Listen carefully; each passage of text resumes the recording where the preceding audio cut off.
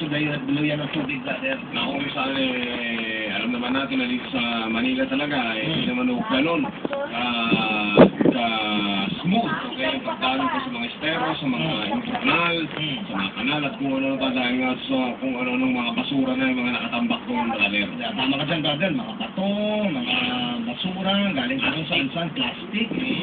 Kapag sa tuwing magasa ang malakas na ulan, doon yung bagsak mo sa mga estero, sa kanal, hindi makadaloy po ng magandang tubig, brother. Kaya maraming lugar, minsan dito sa Metro Manila, ang nababaha. Ay, tama ka dyan. Konting ulan lang. Konting ulan lang. So, siguro kung ayusin natin ng mabuti itong ating drainage system, brother, maglagay pa tayo ng mga malalaking drainage system sa ilang lugar kung saan laging binabaha, brother. Siguro naman maiwasan natin hanggat maaari itong pagbaha, brother. What do you think?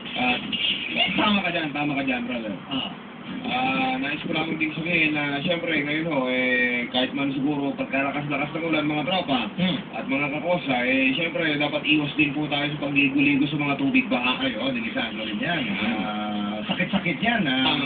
Mga hayop na nalunod na matay. Leptospirosis yan, brother. Leptospirosis. Nga pala, salmonella. Nga pala, maliban po sa ating pagsentro dito sa mga pagbaha, baka makalimutan nyo pong mag-imbak din ng mga pagkain, brother. Ayan. Importante po yan, at higit sa lahat din po yung batteries. Ano yun? Cellphone, yan, kailangan ninyo ng rescue, brother. Oo, sabi ko, parang may nagayos na.